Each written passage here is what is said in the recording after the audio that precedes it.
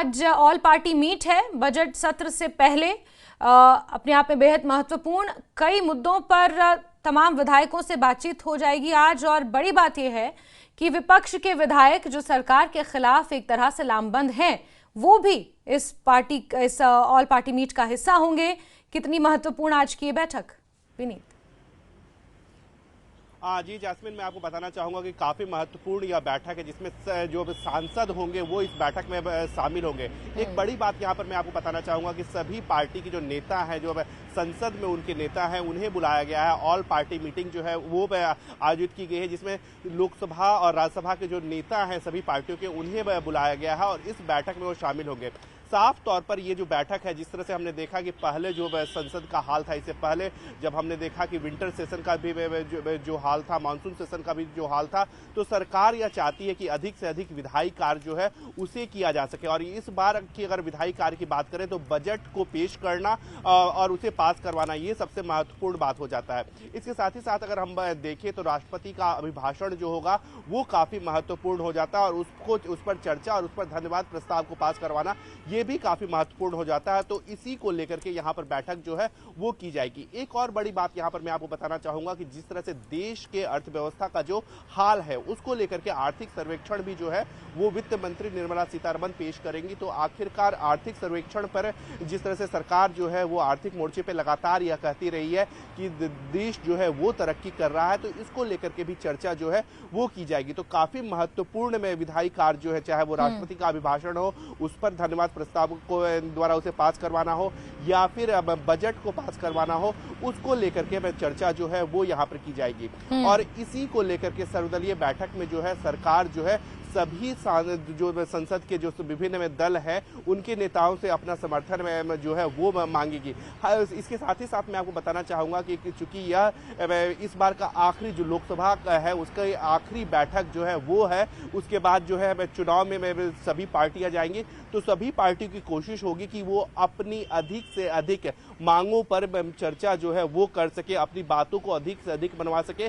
तो जो विपक्षी पार्टियां हैं उनसे भी हमारी बात हुई, उनका भी साफ तौर पर कहना था कि वो भी अपने एजेंडे को, क्योंकि ये आखिरी मौका होगा लोकसभा की अगर हम बात करें तो ये आखिरी मौका होगा जब विभिन्न पार्टियां जो है वो अपनी बात रखेंगे। तो यह बैठक जो है हम ये कह सकते हैं कि काफी महत्वपूर्ण हो जाता है, जिसमें सरकार जो है आवश्यक विधायी कार्य जो है वो करवाने की कोशिश करेगी।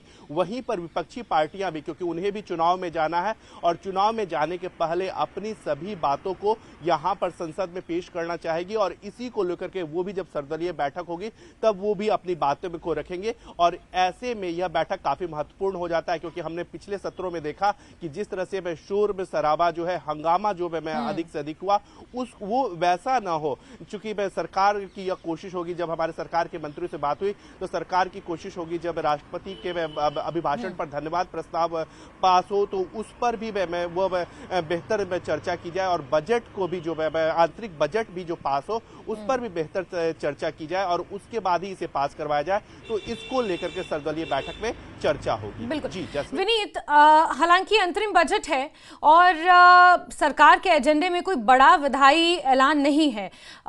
महिला, युवा, बेरोजगार, किसान, ये 4 महत्वपूर्ण वर्ग हैं जिनको साधने की कोशिश की जाएगी, क्योंकि चुनाव भी नजदीक है। ऐसे में ये बात समझने वाली होगी कि सत्ता पक्ष और विपक्ष के बीच मौजूदा हालातों में जो राजनीतिक परिस्थितियां बनी हुई है, जो खींचातान, जो रस्साकशी इस वक्त चल रही है, और आज क्योंकि सर्वदलीय बैठक है, तो क्या वो जो कॉन्फ्लिक्ट है, जो एक मतभेद और जो मनभेद है, उसकी झलक भी क्या इस पार्टी में देखने को मिल सकती है, इस बैठक में देखने को मिल सकती है?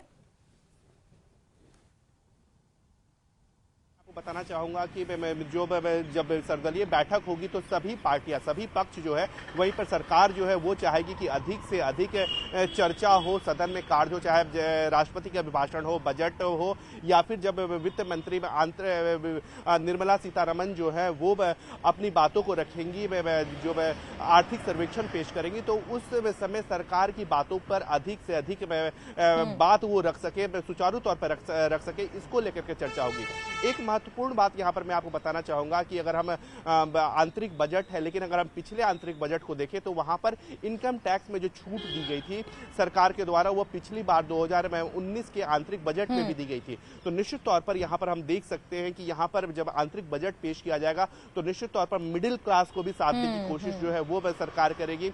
साथ ही साथ महिलाओं को लेकर के भी विभिन्न योजनाएं, हालांकि सरकार की ओर से विभिन्न योजनाएं जो है वो महिलाओं को लेकर के चलाई जा रही है, जिसमें अगर हम बात करें तो जनधन को लेकर के, महिलाओं को लेकर के विशेष योजना चलाई जा रही है, उज्ज्वला को लेकर के विशेष योजना चलाई जा रही है। जिस तरह से हमने देखा शौचालय को लेकर के, इज्जत घर में सरकार की ओर से लगातार कहा जा रहा है, और महिलाओं को लेकर के जो है अलग से योजना चलाई जा रही है। तो महिलाओं को भी साधने के लिए सरकार जो है वो कुछ घोषणा जो है वो कर सकती है। किसानों के लिए जैसा कि हम लगातार कह रहे हैं कि किसान सम्मान निधि जो है उसे बढ़ाया जा सकता है। युवाओं के लिए भी सरकार जो है वो घोषणा कर सकती है, चाहे वो विभिन्न स्कीमों की बात हो, उनके रोजगार की बात हो, या फिर जिस तरह से सरकार लगातार कहती रहती है कि वह स्वरोजगार को बढ़ावा देती है। तो निश्चित तौर पर यहाँ पर स्वरोजगार को लेकर के भी जो है सरकार विभिन्न, जिस तरह से हमने देखा कि PLI स्कीम जो है वो सरकार ने लाया, इसको लेकर के चर्चा हो सकती है। एक बड़ी बात यहाँ पर मैं आपको बताना चाहूंगा जैस्मिन की, जैसा कि हमने देखा है कि जो केंद्रीय कर्मचारी हैं उनके पेंशन को लेकर के, जैसा कि हमने देखा कि विभिन्न राज्यों ने ओल्ड पेंशन स्कीम को लागू करने की कवायद जो है वो की थी।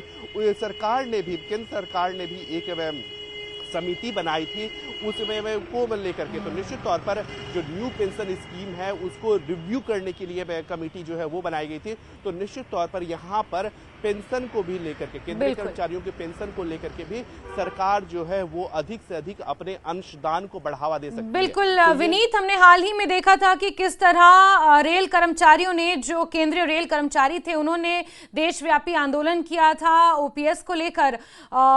इसको लेकर सरकार क्या निर्णय लेती है? इसके अलावा टैक्स डिडक्शन हो गया, महिलाओं को लेकर हो गया, रोजगार योजना का विस्तार हो गया, एम्प्लॉयमेंट हो गई। ये वो तमाम छोटी छोटी चीजें हैं जो एक मिडिल क्लास को अफेक्ट करते हैं, और उनको साधने के लिए सरकार किस तरह से ये अंतरिम बजट पेश करेगी देखना बेहद महत्वपूर्ण रहेगा। उससे महत्वपूर्ण आज की बैठक है। विनीत, आप नजर बना के रखें। बहुत शुक्रिया हमारे साथ जुड़ने के लिए।